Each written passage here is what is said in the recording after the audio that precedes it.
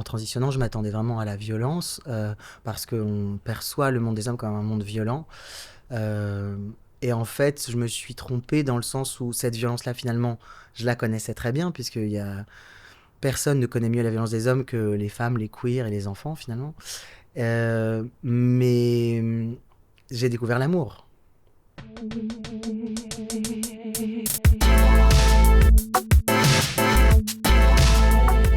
Bonjour et bienvenue dans En Bonne Voie, le podcast dédié au pouvoir des mots et à la puissance de la parole. Je m'appelle Rokhaya Diallo, je suis journaliste et autrice et réalisatrice. En 2022, j'ai créé Word, la première école de prise de parole en public pour démocratiser l'accès à la sphère publique et promouvoir le langage comme affirmation de soi et arme de conviction.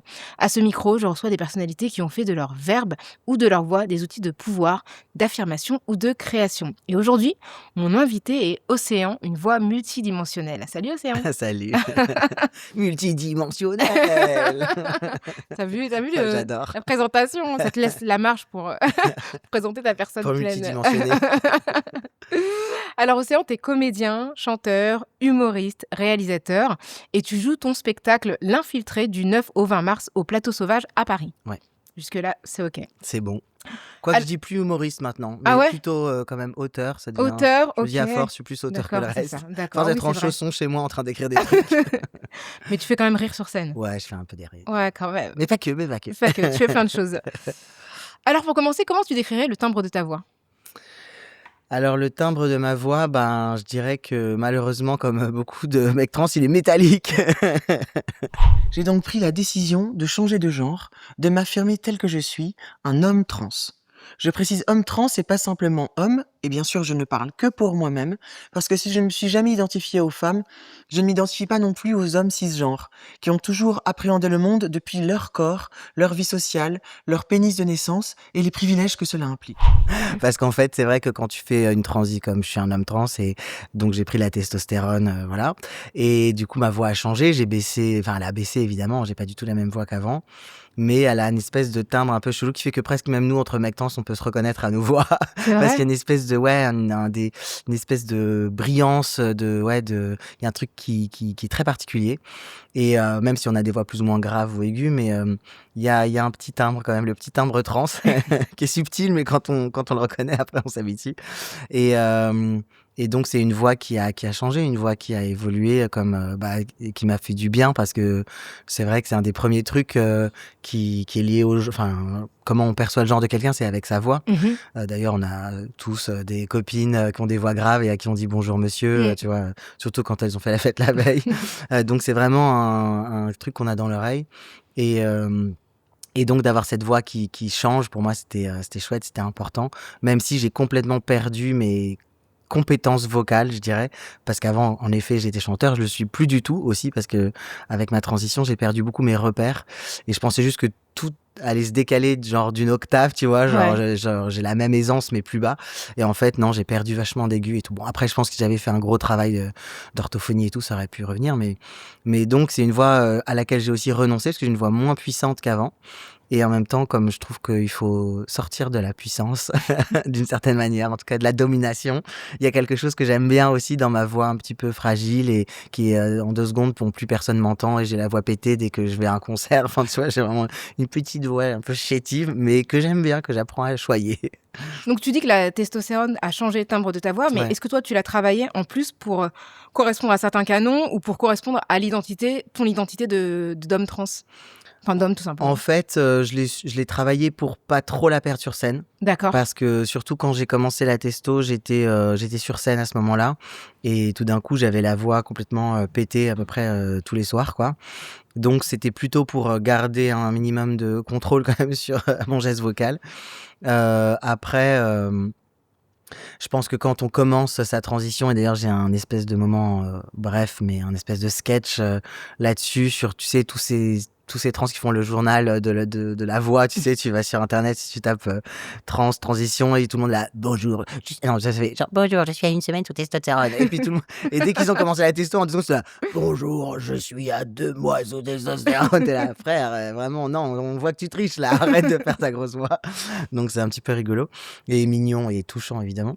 Et donc, sans doute que moi aussi, j'ai essayé d'aller chercher dans mes graves très fort au début, et maintenant, justement, bah, plus du tout, je m'en fous. Enfin, aussi le fait d'avoir un passing fait que t'as moins besoin de compenser par la voix qu'au Un début. passing, c'est le fait d'avoir une apparence qui... Oui, voilà, de passer pour un homme cisgenre dans l'espace public. Je veux dire, aujourd'hui, je rentre dans une boulangerie, on me dit monsieur sans hésiter, et donc j'ai pas besoin de faire bonjour, parce que ça va, mon corps fait déjà bonjour.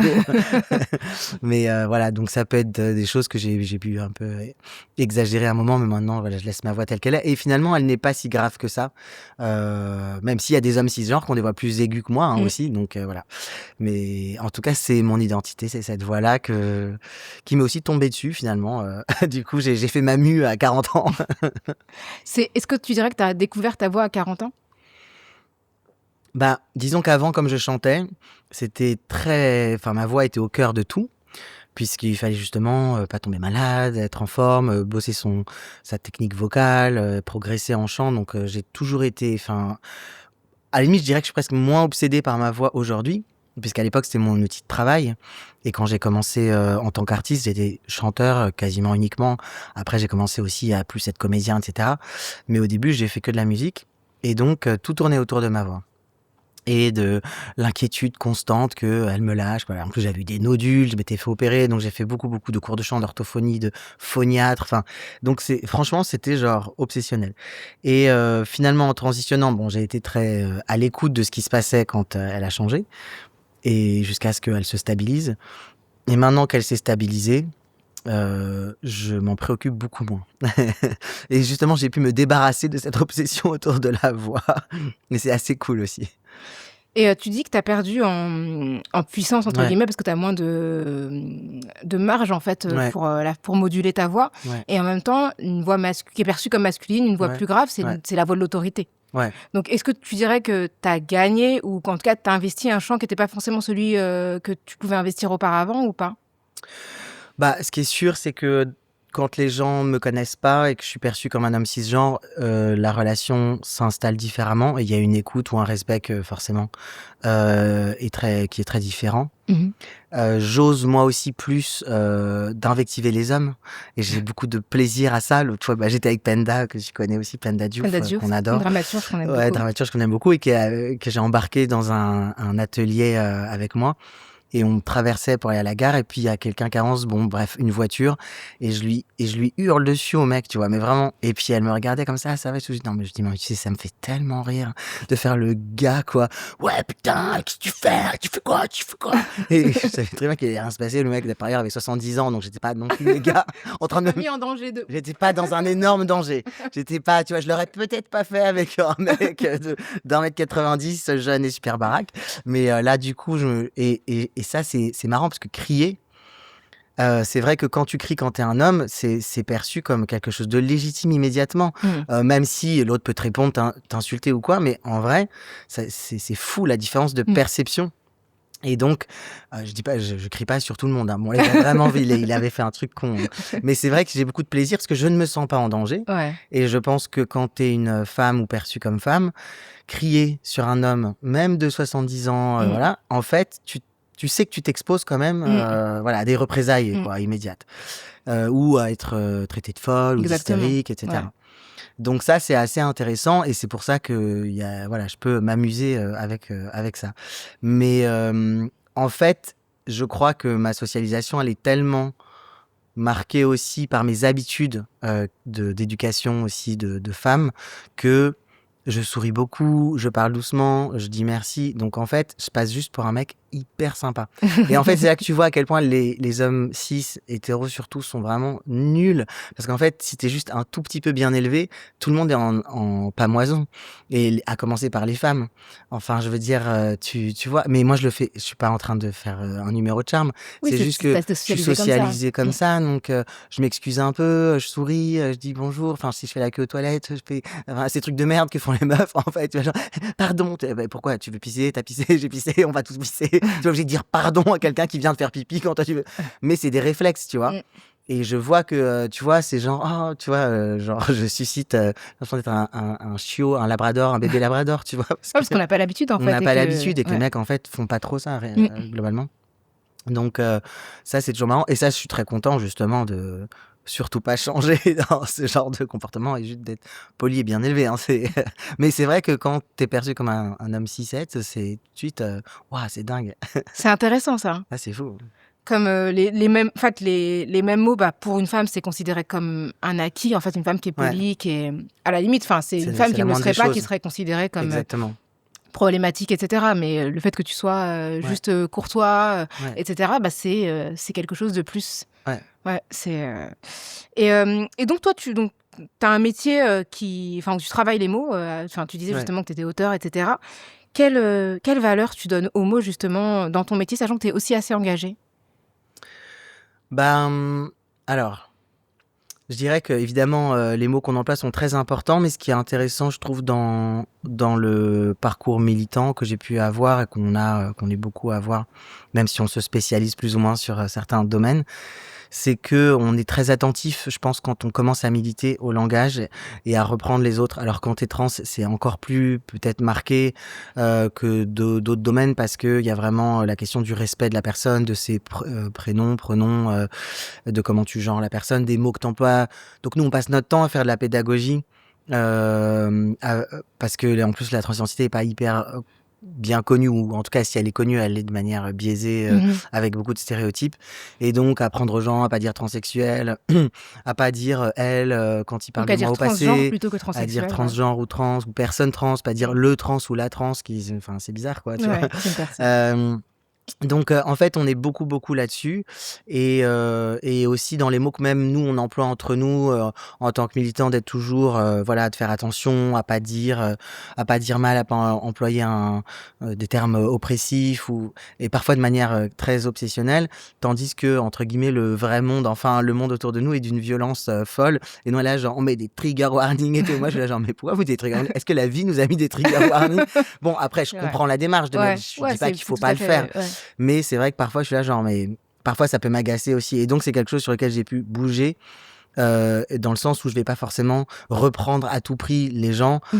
Parce qu'en fait, bon, je vois qu'ils essayent quand même de bien faire, qu'ils se dépatouillent, donc, de pas faire la police non plus constamment. Aussi pour, comment dire, m'économiser moi. Mm. Parce que si t'es que dans l'obsession des termes et de est-ce que les gens s'expriment bien, disent les bons mots, machin, en fait, pour le coup, ça te trigger tout le temps. Et puis si tu passes ton temps, tu vois, et puis du coup, les gens te regardent dès qu'ils disent un mot parce qu'ils ont peur de se tromper. Bon. Donc, il y a cette espèce d'équilibre à trouver, mais où je vois que moi, j'ai bougé par rapport au début de mes années militantes où je pouvais être tout feu, tout flamme et toujours en train de faire de la pédagogie ou de reprendre les gens sur les mots, etc. Maintenant, bon, je fais passer l'info, je glisse le truc, mais je suis plus cool aussi parce que flemme. Ouais, donc tu es moins intransigeant aujourd'hui et tu penses que on n'est pas obligé de tout reprendre, en fait. Tu crois qu'il y a des choses, enfin, qu'il faut se ménager, donc tu te Ouais. ménages toi aussi, et que tu penses que quand les personnes sont bien intentionnées, ça peut être décourageant d'être Bah, trop... disons que c'est la façon de le faire, et Ouais. puis il faut le faire dans la limite de ce que l'autre peut recevoir. Mm. C'est-à-dire que le bombarder d'informations, alors parfois c'est chouette, hein, mais Mm. moi j'essaye toujours un peu, mais à un moment il faut aussi voilà, trouver, sentir les limites de l'autre, Mm. ce qui veut pas dire qu'on s'adapte à des choses Mm. unsafe ou quoi, mais accepter que les gens n'ont pas tous voilà, la même, le même rapport au langage justement, ou les mêmes outils pour penser, et y compris les questions de discrimination, et voilà. Ouais. C'est un apprentissage, quoi. C'est un Mm. apprentissage et c'est ok d'y aller doucement, quoi. Alors, on a parlé de ton rapport aux mots, du fait que tu sois auteur, tu travailles sur plusieurs types de supports, pour la scène. On a parlé de la musique, des do tu as réalisé des documentaires, tu as réalisé aussi des podcasts, enfin voilà, écrit des podcasts. Est-ce que ton écriture diffère, selon les supports et est-ce qu'elle diffère de la manière dont tu parles, dont tu t'exprimes verbalement? Oui, en fait, si je fais autant de choses différentes, c'est parce que j'essaye de trouver la forme qui accueillera le mieux le sujet dont je veux parler. Quand j'ai en réalité fait que un podcast, qui s'appelle La politique des putes et c'était un podcast sur le travail du sexe et en fait, clairement pour pouvoir avoir accès à la parole des travailleurs et travailleuses du sexe, c'était quasiment obligé, que je les filme pas. Mmh. Parce qu'il y a plein de gens qui sont, pas out, tu vois? Ou qui veulent pas s'exposer, voilà. Donc le podcast était vraiment le support idéal parce j'allais pouvoir avoir des longues conversations intimes. On oublie le micro et voilà et donc c'était, parfait pour ça. Mais je l'ai fait c'est le seul podcast que j'ai fait parce que sinon dans les autres choses que j'ai faites, bah, finalement, j'ai fait 3 saisons documentaires. Là, pour le coup, je voulais vraiment montrer les gens, filmer les gens, voilà, montrer des gens qu'on ne voit jamais et Mmh. qui sont toujours invisibilisés. Donc là, c'était au contraire vraiment hyper important pour eux et pour moi de leur donner, cette visibilité. Et c'est vrai que je passe de la fiction au documentaire parce qu'en fait, au final, je veux toujours plus ou moins dire les mêmes choses. Je pense que je ne fais que répéter les mêmes choses de plein de manières différentes. J'ai commencé en réalité vraiment avec, le seul en scène, Mmh. là que je retrouve, mais ça fait 7 ans que je suis pas montée sur scène parce que j'avais fait donc, 2 spectacles, La Lesbienne Invisible et Chatons Violents, ça a duré 10 ans, j'ai fait 1000 dates, enfin tu vois? J'en pouvais plus d'être sur scène déjà et c'était très bien pour raconter ce que je voulais raconter, mais après quand j'ai commencé ma transition, je me suis dit finalement c'est le film, c'est beaucoup plus intéressant parce que je vais filmer pendant comme ça 1 an et demi, entre ma première prise de testostérone au moment où j'ai mes papiers, mes nouveaux papiers, la relation avec ma mère qui évolue. Enfin, tout d'un coup, le support documentaire était une évidence pour ce projet. Pour d'autres projets, c'est vrai que le film, de cinéma, de long métrage de cinéma, fiction, Mmh. va être plus adapté parce qu'il faut passer par, des choses plus, fictionnées, métaphoriques pour raconter des trucs que le réel, permet pas toujours. Donc voilà, j'essaye toujours. J'ai écrit un livre en 2023 qui est un essai parce que je parle de l'érotisation des violences patriarcales et les fantasmes. Bon, bah, ça ne pouvait être qu'un essai. Enfin, tu vois, j'aurais pas fait un film Faut faire un là-dessus. documentaire. Non, j'aurais pas fait un documentaire, tu vois, sur les fantasmes, je sais pas comment on filme, bon. Donc ça m'aurait pas du tout intéressé de le faire ailleurs que, sous cette forme-là. Et c'est vrai que du coup, je peux faire des choses différentes, non pas parce que, je veux à tout prix, tout faire, mais parce que j'essaye toujours de me diriger vers la forme la plus, adéquate à ce que je veux, défendre à ce moment-là. Et là, je remonte sur scène parce que j'ai, moi, la nécessité, l'envie, parce que ce rapport-là, où tu es face aux gens et tu balances des trucs est quand même super cool. Et aussi parce que je voulais, revenir à la théâtralité, créer des images, enfin vraiment faire du théâtre en fait pour le coup, vraiment et pouvoir provoquer des émotions, y compris avec ce corps qui a changé. Et parler de la masculinité avec un corps, enfin défoncer la masculinité pour être honnête, avec un corps d'homme, je trouve ça intéressant sur scène. Mmh. Donc voilà, tout d'un coup, il y a eu l'envie qui est revenue l'envie de la scène est revenue. On va parler de ton spectacle, mais ce qui m'intéresse dans ce que tu dis, c'est, tu vois, quand tu prends la parole face à des personnes, qu'est-ce qui change dans ta manière d'énoncer les mots et dans ta manière de les réfléchir? Parce que c'est différent quand même quand tu as un public qui réagit, tu vois, instantanément. Ouais, ouais, complètement. Bah, ça demande une écriture en effet, particulière, qui en plus a aussi une dimension, «esthétique» entre guillemets, poétique, ou en tout cas il y a une façon d'adresser, un texte quand t'es face aux gens. Il y a quelque chose de très, oui, frontal aussi et du coup, qui peut être provoquant. En tout cas, il y a la possibilité d'y aller franchement, on peut parler de punchline. Moi, je m'inscris pas, enfin, encore une fois, honnêtement, je me définis pas comme humoriste parce que par rapport aux gens qui font du stand-up où c'est punchline sur punchline, moi, je fais pas du tout ça. Moi, je viens, je raconte des trucs, il y a des moments émouvants. Là, Mmh. dans ce spectacle, je pense qu'il y a plus des choses même qui font pleurer que rire, même s'il y a des trucs rigolos. Mais voilà, je cherche pas la punchline à tout prix. Mais en tout cas, une forme ouais, une plume comme ça qui a une efficacité et où l'information peut être reçue, voilà. Et par exemple, si j'essaye vraiment de répondre à ta question, je pense à un moment dans le spectacle où je veux amener les gens vers, quelque chose d'assez dur à entendre, sur, la suprématie blanche en gros et je pars de quelque chose de très léger qui a l'air de rien, très naïf qui est un peu marrant.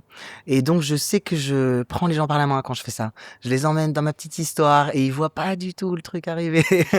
En tout cas, on verra, j'ai pas encore, mais je pense que c'est ce qui va se passer. Et donc, voilà, t'as quelque chose tu les mets en confiance, tu les embarques, tu racontes un truc très visuel, très facile à suivre. Et tout d'un coup, l'histoire bascule et là, boah, tu pars complètement ailleurs. La musique t'appuie, la lumière t'appuie. Mais tu leur prends la main, c'est trop tard, ils sont avec toi. Tu vois?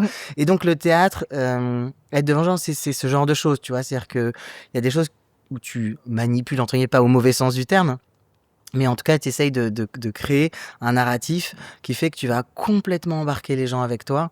Alors que si tu allais tout de suite, entre guillemets, au sujet un peu plus vénère, ils seraient en défense, ça passerait pas. Enfin, tu vois ce que je veux dire? Donc, c'est toutes ces nuances-là qui sont spécifiques, je trouve, à la scène et qui sont vraiment hyper cool à travailler, quoi. Et justement, ton spectacle s'appelle L'Infiltré. Ouais. Et pourquoi tu as choisi ce titre? Qu'est-ce que ça veut dire? Bah, j'aime bien ce mot, pour le coup, dans le genre, les mots que j'aime bien, parce que je l'avais la saison 2 de ma série documentaire s'appelle En infiltré.e.s.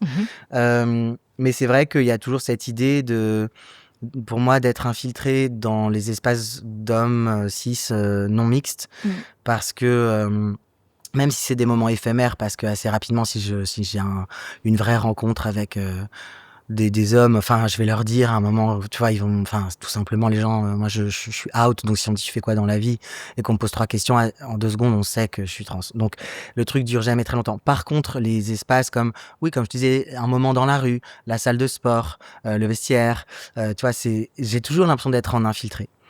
Parce que je me sens différent des hommes cis. Je le suis parce que j'ai pas la même histoire qu'eux, j'ai pas le même vécu. Et du coup, mais eux, quand ils savent pas que je suis trans, j'ai vraiment l'impression d'être undercover, tu vois. Et de venir, en fait, en tant que gros féministe tout vénère, observer, enfin, tu vois, donc comme un espion qui viendrait prendre des informations sur un cartel de drogue qui serait passé pour un dealer, tu vois, genre, parce que les hommes se comportent encore différemment entre eux que quand il y a des femmes, ils se comporteraient différemment. Et ce que je dis toujours, c'est que finalement, je m'attendais, en transitionnant, je m'attendais vraiment à la violence, parce qu'on perçoit le monde des hommes comme un monde violent. Et en fait, je me suis trompé dans le sens où cette violence-là, finalement, je la connaissais très bien, personne ne connaît mieux la violence des hommes que les femmes, les queers et les enfants, finalement. Mais j'ai découvert l'amour. Le seul vrai amour. Et en fait, tu vois, on dit toujours le boys club, la solidarité masculine, entre soi. Mais non, mais c'est de l'amour. Et quand t'es dans des espaces de non-mixité d'hommes cisgenres, et je parle pas d'amour homosexuel, je parle vraiment de mecs hétéros, ça, c'est un amour fou, absolument fou. Et en fait, c'est tout à fait logique. Parce que pourquoi détester autant les femmes, les queers, les enfants, etc. si ce n'est pas parce qu'on s'aime, en fait. Voilà. Et donc ça, typiquement, me donne l'impression d'être en infiltré, puisque pour le coup, cet amour-là, mais quand je te dis cet amour, c'est une connivence. Je dépose une amie, on a fait tout un trajet en taxi ensemble, je la dépose. Le chauffeur nous a pas trop parlé ou 3 conneries. Elle sort, il dit bon, maintenant qu'on est entre hommes, on va pouvoir parler politique. Waouh, ouais. Et là, il y a l'amour on est ensemble, mon pote. Il y a à la fois l'amour pour toi et le mépris pour ton ami, tu vois. Bah, c'est la même chose, c'est les deux faces d'une même pièce. Et moi, je suis là genre, ah, cool. Trop bien. Tu vois, je suis en dissonance cognitive. Mais donc c'est des petits moments, mais c'est dans ces moments-là où je me sens infiltré. Ce truc-là, finalement, est très présent. Et j'ai évidemment un rapport ambivalent à la masculinité, puisque voilà, j'avais besoin d'être perçu comme homme et d'être un homme. Et en même temps, je les déteste. Et en même temps, je déteste quand on ne m'associe pas complètement à... Enfin, tu vois, et c'est ça que je trouve intéressant et dans ce spectacle, c'est un peu ce que je fais, c'est accepter cette vulnérabilité, cette ambivalence, et pas juste vouloir faire justement le discours parfait, avec les mots parfaits, du trans parfait, non, oui, je suis ambivalent et je suis complexe, et ma relation à la masculinité est complexe. Et en tout cas, ce qui est sûr, c'est que quand je suis avec des gars, je me sens vraiment infiltré. Mais du coup, quand tu parles, toi, tu dis qu'il y a vraiment un amour, une affection qui est commune au groupe d'hommes. C'est une affection que tu ressens pas. Est-ce que tu penses que tu peux avoir une masculinité totale, enfin, je sais pas dans quelle mesure elle peut être totale, mais complète ou conforme si tu n'éprouves pas ce sentiment vis-à-vis d'eux? Bah, de toute façon, je c'est pas que enfin, je l'éprouve pas de la même manière, Mmh. mais il y a quelque chose, qui peut aussi me toucher. Enfin, quand c'est Mmh. pas tu vois, quand c'est pas une connivence sur du sexisme, il y a quelque chose que je trouve de je sais pas, désarmant aussi.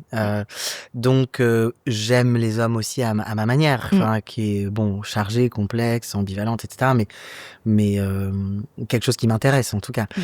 Donc et puis de toute façon, je pense qu'il y a pas une seule manière d'être un homme et moi je revendique justement quand on me dit: «Bah, alors si pour les critiquer tout le temps, pourquoi tu voulais en être un machin?» Déjà, j'explique toujours qu'on ne décide pas, voilà d'être une personne trans, ça nous arrive et par ailleurs, justement parce que je pense qu'il y a quelque chose de l'ordre de la réparation, on essaye de faire mieux, de réparer toutes leurs conneries et d'être des hommes meilleurs. Enfin, ça veut dire qu'on y arrive, mais en tout cas de proposer une autre masculinité, tu vois? Comme je te le Mmh. disais dès le début, où on peut être vulnérable, être souriant, gentil, faire attention aux autres, se remettre en question, savoir s'excuser. Bon, et bien sûr, encore une fois, on va pas faire du gentleman, on n'est pas là pour ça, on n'a pas le temps, Non. mais évidemment qu'on parle d'un système et pas des individus, voilà, les uns après les autres. Mais quand même, je crois que justement parce que on a été blessé par eux, on a été déçus ou voire violentés, et cetera. On peut avoir envie, de prendre leur place, je sais Mmh. pas, mais en tout cas de prendre la nôtre Mmh. et de dire: «Bah oui, on peut être un homme autrement et Mmh. c'est cool». Donc c'est vous qui avez à apprendre de nous, en fait, tu vois? Et ils apprennent? Non, globalement, non. Rokhaya, je vais pas te Sont des mentir, mauvais c'est des élèves. bolosses. Si, peut-être quelques-uns, au fond, dans le noir. Qui ont pas bien compris. Mais malgré ça, la question de la transmission, c'est une question qui t'est chère, qui est assez présente dans ton travail. Comment elle, s'exprime? Comment elle prend forme? Et comment tu te sers des mots justement pour transmettre?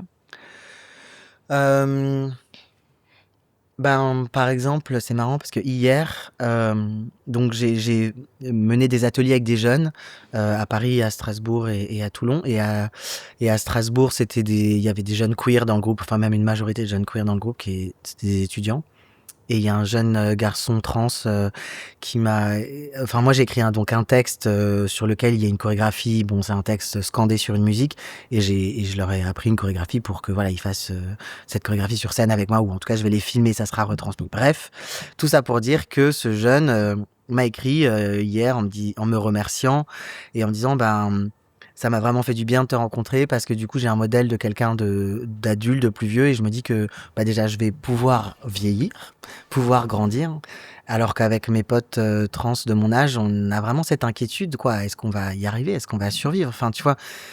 Les violences, elles sont tellement folles et le taux de suicide, il est tellement fou, tu vois, chez les jeunes et en particulier les jeunes trans que je crois que c'est important, qu'ils aient comme ça, quand je dis modèle, c'est pas au sens, qui va faire, tout comme moi, mais juste se dire: «Ah OK, ça peut être cool et Oui, on une peut être un référence, ouais, adulte», c'est voilà, ça. une référence, sur laquelle, s'appuyer.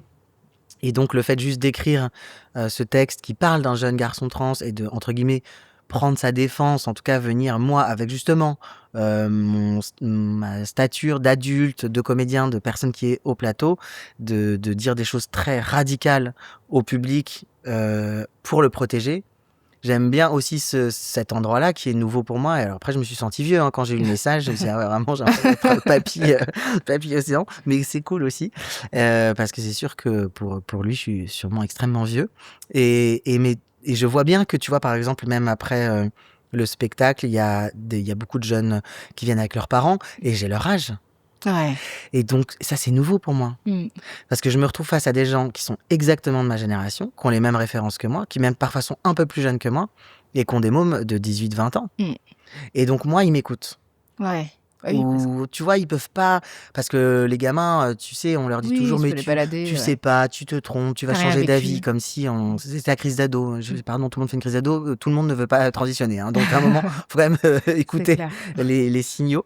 Et donc tout d'un coup, ils ont quelqu'un qui vient être, très comme ça, Mmh. face à eux et ils peuvent entendre des choses qu'ils n'arrivent pas à entendre quand c'est leur môme qui leur dit parce que ça les inquiète trop, qu'ils ont pas assez Mmh. confiance et cetera et j'aime bien aussi c'est ça aussi la transmission, c'est de venir prendre en charge les parents qui sont mes semblables, enfin, Ouais. qui sont voilà de ma génération, etc. Et donner un espace où les jeunes se sentent voilà valorisés, où ils sentent qu'ils sont entendus, qu'ils vont pouvoir se déployer. Enfin voilà, donc ça c'est vrai que c'est très joyeux. En plus moi j'ai pas d'enfant, donc du coup je soigne ces liens-là beaucoup. Bah, tu parles d'ailleurs dans un ouvrage, auquel on a contribué, Ouais, tous les 2, qui ouais, s'appelle Nullipare et qui a été, coordonné par Chloé Delhomme. ouais, On parle de notre expérience, justement de la non-parentalité exact. et donc ton texte parle très bien de ça Ouais, c'est et de mes très bébés très trans. chouette texte. Exactement. Alors tu l'as évoqué aussi, bah, ton corps, il est politiquement, héritier, d'une histoire, voilà, notamment l'histoire du genre et il a changé de camp, d'une certaine manière, d'un moment à l'autre et il envoie des messages non verbaux et donc je voudrais qu'on s'attarde un petit peu sur cette question-là. Déjà pour commencer, est-ce que tu as un style vestimentaire qui est réfléchi, qui est pensé et est-ce que c'est quelque chose qui a évolué avec ta transition, ou avec l'âge tout simplement? Je dirais qu'avant ma transition, bah, je me prenais quand même vachement la tête sur mes habits. En tout cas, c'était prise de tête pour moi. J'avais pas beaucoup de plaisir, tout était un peu angoissant quoi que je mette. Avec toutes les injonctions qui sont faites aux femmes, j'ai l'impression de jamais, réussir. En fait, j'ai l'impression de rater et c'est vrai que le grand bonheur de ma transition, c'est que je peux enfin vraiment m'habiller, me non habiller et c'est ça aussi le C'est un privilège immense masculin, privilège, ouais. tu invisible, tout le monde s'en fout. J'ai 4 jeans, 5 c'est tous les mêmes, les t-shirts, c'est tous les mêmes, tu vois? Et j'ai mon petit uniforme, je suis très content, j'en ai rien à foutre, je fais aucun effort. Après, voilà, moi je suis vraiment pas du tout dans une expression de genre, queer, tu vois? Par rapport à plein de personnes trans qui, au contraire, explorent à fond et vont, aller chercher dans tous les vestiaires et tout, mélanger et s'éclater et franchement, et elles ont bien raison.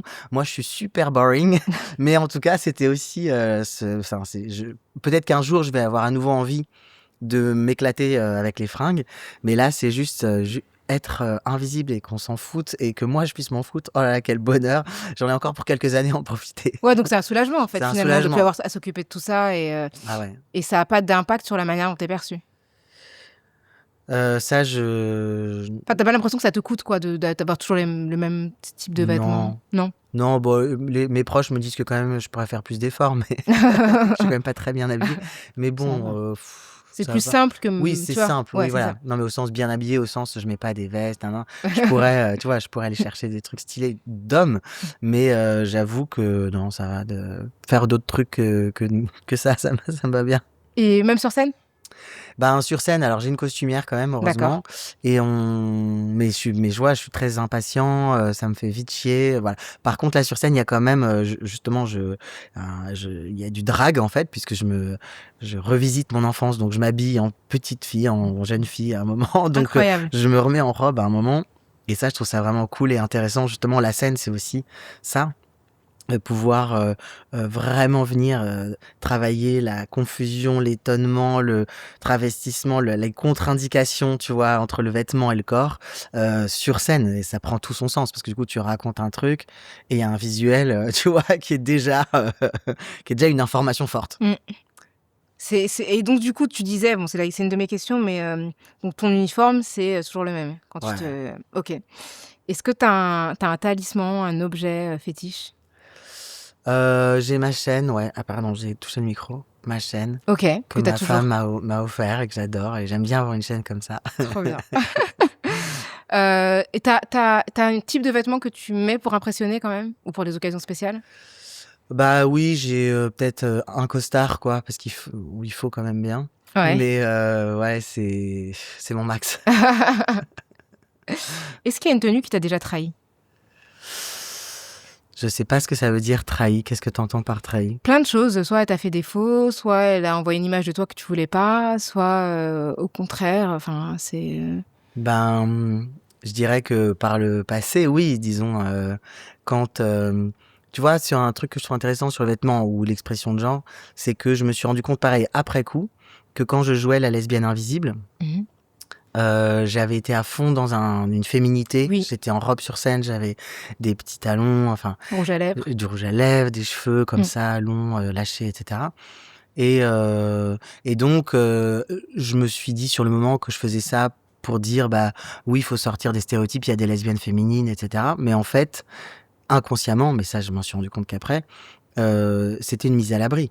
C'est-à-dire que forcément, j'allais être moins emmerdée si j'avais ce qu'on appelle un hétéro-passing, c'est-à-dire toujours dans ce truc, c'est pareil que de dire, pareil, tu vois, dans mes personnages, j'avais peu de personnages d'hommes dans la lesbian film, et c'était que des gentils. C'était Papa Ours, tu vois, et qui était un peu benek. Et parce qu'en fait, quand t'es lesbienne, on te dit tellement tout le temps t'as un problème avec les hommes. Ouais. Et quand t'es pas outillé, justement, quand t'es pas encore militante, que tu sais pas bien penser ça, t'as plutôt tendance à te protéger de ce truc-là en disant mais non, regardez, j'ai aucun problème avec les hommes, regardez, entre guillemets, je suis baisable, c'est-à-dire dans les codes de féminité hétéro attendus. Et en plus, j'ai que des personnages d'hommes très gentils. Tout ça. Et quand j'ai déconstruit ce truc-là, quand je l'ai capté, j'ai dit waouh, mais n'importe quoi. Et dans mon spectacle suivant, je me suis coupé les cheveux, je me suis mis en jean avec une chemise à carreaux. Enfin, ça a été le début de ma transition en fait, avant même que je change de prénom, pronom, ou je prenne la moindre prise d'hormones ou quoi. C'était vraiment déjà de se dire ah mais en fait moi comment je me sens bien dans des vêtements plus masculins et du coup c'est fou comme en fait à ce moment-là moi je me trahissais moi-même dans cette espèce d'hyper-féminité, bon, en exagérant, mais quand même féminité.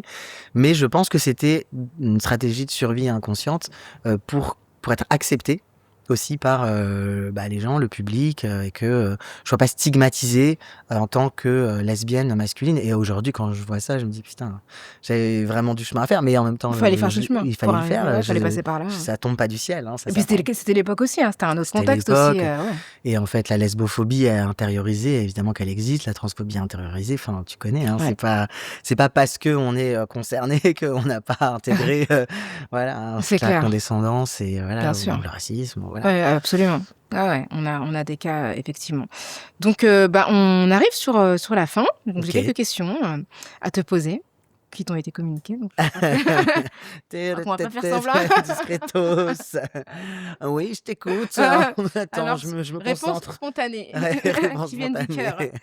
Alors, Océan, est-ce qu'il y a un mot que tu adores? Alors, j'adore sibyllin. Ah ouais, moi j'aime bien ce mot, je le trouve Tu beau. l'emploies? À l'écrit. D'accord. Parfois, bon, après, il peut faire un petit peu ronflant, prétentieux, mais je le trouve beau, quoi. Sibyllin, je trouve ça hyper beau. Et aussi parce que ça parle de quelque chose de mystérieux, d'impalpable, donc j'aime bien son sens aussi.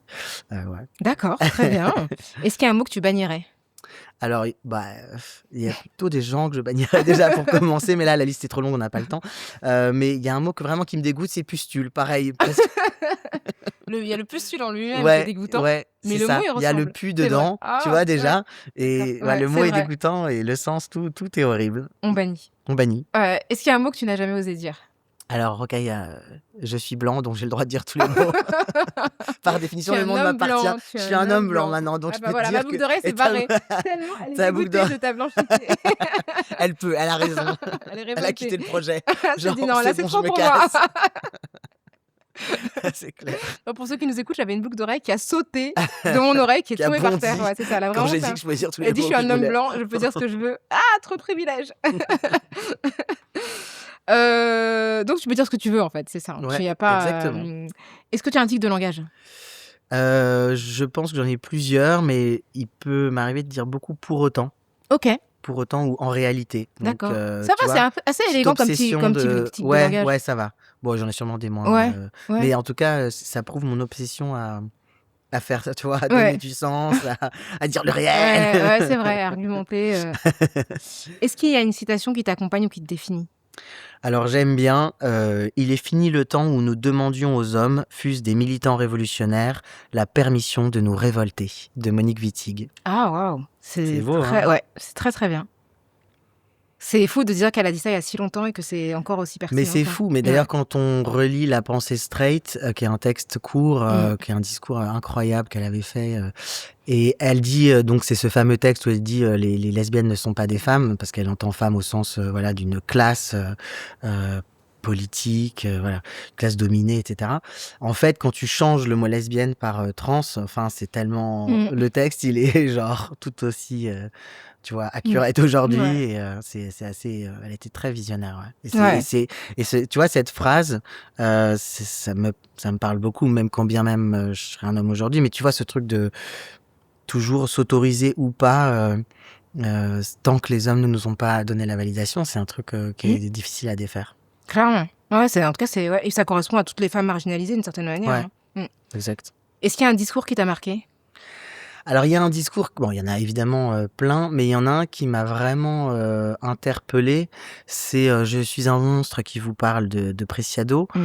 Le texte, pas tant pour le texte lui-même qui est très bien, mais qui pour moi est tout à fait, évident et qui fait sens, mais en fait parce que j'ai réussi à je sais plus comment, quelqu'un m'a envoyé un audio pirate un peu de la conférence elle-même. D'accord. Avant qu'il sorte le livre. Et en fait, c'était un audio qui était fait, je pense, avec un téléphone depuis la salle, donc avec un son qui était pas très bon, mais où tu entends les gens qui pètent les plombs. Donc, pour redire le contexte aux gens, c'est donc Paul Preciado, philosophe, trans, voilà, qui vient parler devant une assemblée de psychanalystes. C'est l'école freudienne, je crois, donc des psychanalystes, bon, assez tradis, mais qui sont censés quand même, voilà, travailler sur l'inconscient. Enfin bon, moi j'ai quand même une idée du psychanalyste qui normalement, je sais pas, va pas se jeter dans des émotions, voilà. Et donc il commence juste à dire des choses franchement assez évidentes sur la fabrication, voilà, de la masculinité, de la féminité, etc., de la domination et tout. Et les psychanalystes pètent les plombs. Mais ils se ah non, alors là, Ah, wow. ouh, et on dirait des enfants de 5 ans, tu vois, Wow. qui sont menacés finalement dans leur patriarcat profond et tu vois, et blanchité, tout ce que tu veux. Ils pètent les plombs, Incroyable. mais comme des enfants encore dans un bac à sable. Et je trouve du coup ce discours hallucinant quand on entend, mais je pense qu'il se trouve sur internet assez facilement, c'est assez, enfin faut l'écouter en fait, les réactions, et puis comme le micro en plus est dans le public, tu les entends très fort, et donc il a dû sortir, ils l'ont Ah hué, il ouais, a dû tellement. partir, Ah waouh. ils ont pété un câble. Mais c'est fou en fait, parce que tu te dis que c'est une assemblée de scientifiques qui Ouais. incarnent la rationalité, la mesure, la pondération, et en fait tu sens qu'on les a attaqués dans quelque chose Mais de... c'est vraiment, vient leur dire, Freud en fait, bof, enfin en gros tout ce que la manière dont vous travaillez, faut tout revoir, parce qu'en plus, Preciado adore la psychanalyse, donc il est là pour au contraire, leur proposer de changer leur manière de faire.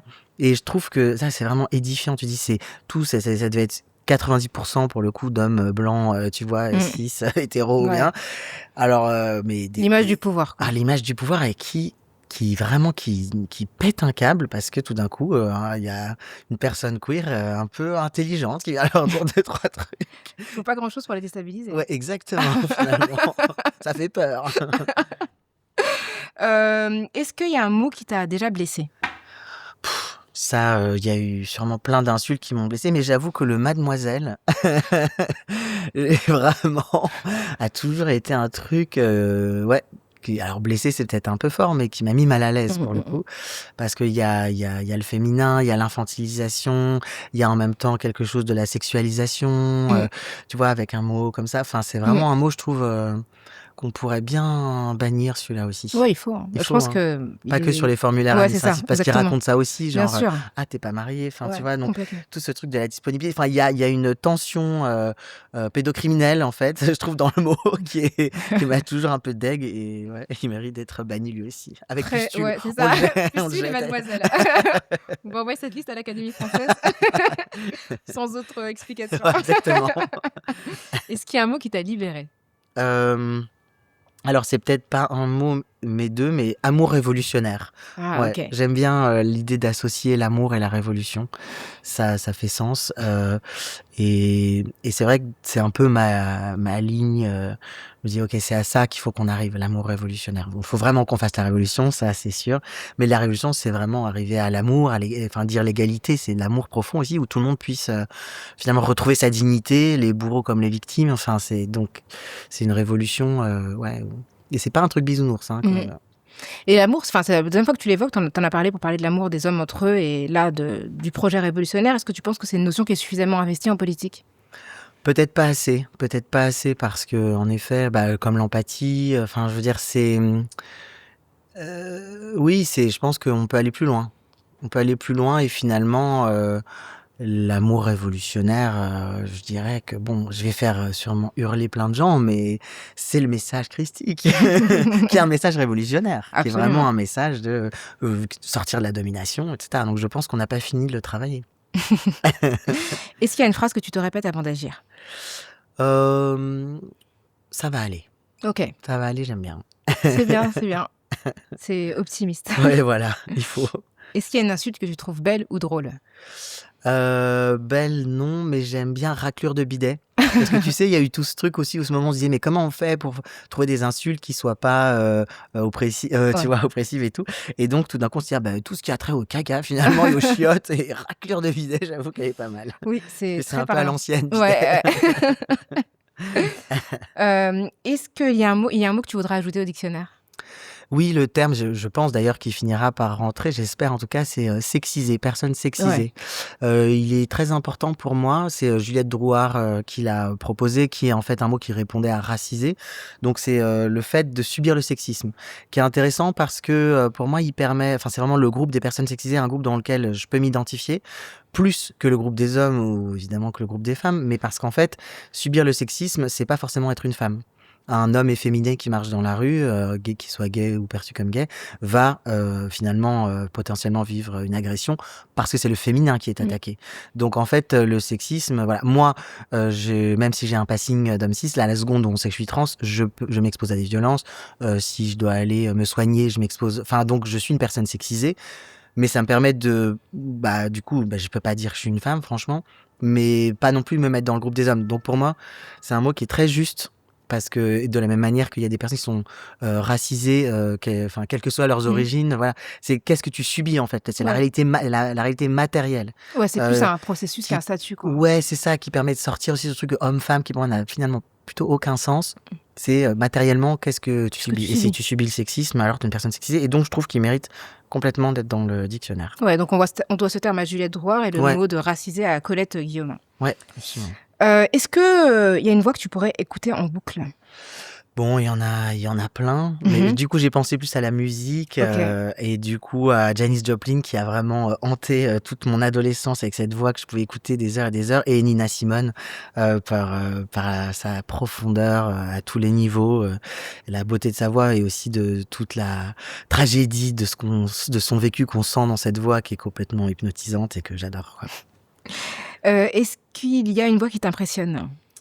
Ben, je dirais quand même Angela Davis, parce Mmh. que quand même, franchement, elle est balèze. Elle est Elle est super forte. balèze et je trouve, tout quand tu regardes n'importe quel discours qu'elle fait, n'importe quelle interview, elle a une puissance justement dans la simplicité, la clarté de ce qu'elle énonce. Tu vois? Tu pas besoin d'avoir, fait des études, enfin, tu pas besoin d'avoir des outils pour, l'entendre. Elle est, très impliquée et en même temps très calme, très posée. Elle prend son temps.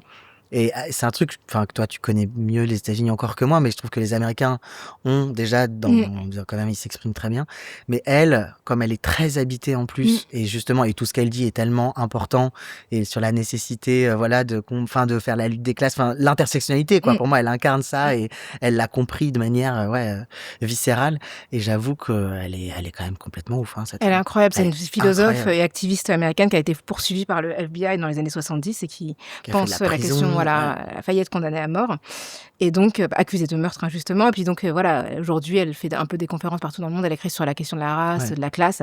Moi, ce que j'aime bien, c'est qu'elle parle très lentement, exact. hyper C'est posément. ça, Il c'est y a ça. quelque chose de très et ça a toujours été le cas, même quand elle était très jeune, Ouais, quand on voit les vidéos, ouais, même interviewée en prison, ouais. elle te dit des choses avec une pondération qui est vraiment impressionnante. Exactement, Ouais, c'est ça. Elle prend son temps, elle est ouais, très claire, simple et en même temps, alors elle amène des concepts bah oui, complexes, ouais.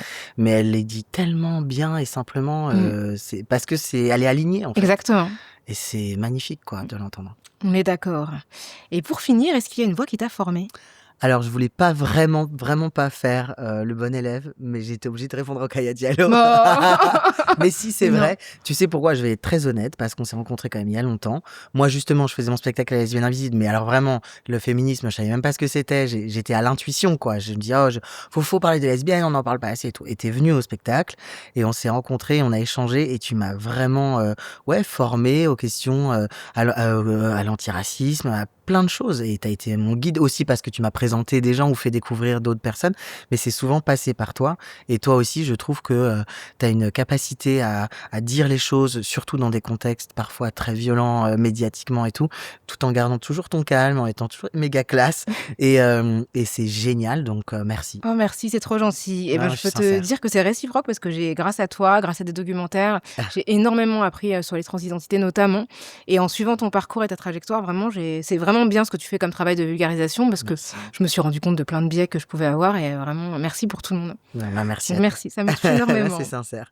Eh ben, on finit sur une note voilà, très amicale, fraternelle, Mais sororale. en plus, je dis vraiment pas ça pour.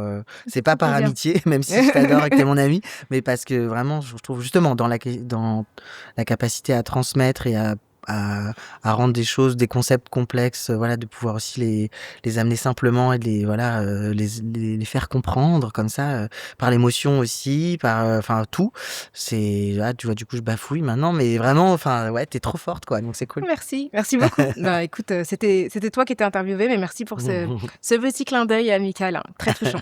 Donc c'est la fin de cet épisode de En bonne voie, le podcast dédié au pouvoir des mots et à la puissance de la parole, en partenariat avec mon école, Word, qui forme à la prise de parole en public. Merci beaucoup, Merci à Océan. toi, Vraiment, merci Rokhaya. pour ton partage, tes confidences. On peut donc te voir sur scène avec ton nouveau spectacle Ouais. L'Infiltré du 9 au 20 mars au Plateau Sauvage à Paris. Et on peut te lire et on peut te voir en documentaire. C'est Et toujours après, la sur, tournée continue, mais les dates, partout on peut en les France, trouver, hein. ouais. Trop bien. En bonne voie est disponible en audio sur toutes les plateformes et en vidéo sur mon compte YouTube. Cherchez Rokhaya Diallo et pensez à vous abonner, hein, revenez régulièrement. L'école Word est ouverte à tous et à toutes. Toutes les infos sont dans le lien en bio sur mon compte Insta. Si vous avez des commentaires, des questions, contactez-moi sur mes réseaux sociaux ou sur le compte @écoleword sur Instagram. Pensez à laisser des notes parce qu'on débute, donc 5 étoiles, ce serait vraiment parfait. Vraiment Voilà, mieux c'est que ça, 4. c'est ça. Sinon, on vient vous chercher. Pour favoriser notre référencement, mettez aussi des commentaires. L'enregistrement s'est déroulé au théâtre Le Solo. Je remercie Kader Aoun chaleureusement et la réalisation est l'œuvre de Louis Descartiers et de son équipe. Vous aurez tous les crédits dans la description de l'épisode et on se retrouve prochainement pour un prochain épisode. Merci beaucoup, Océan. Merci. Merci, c'était trop bien.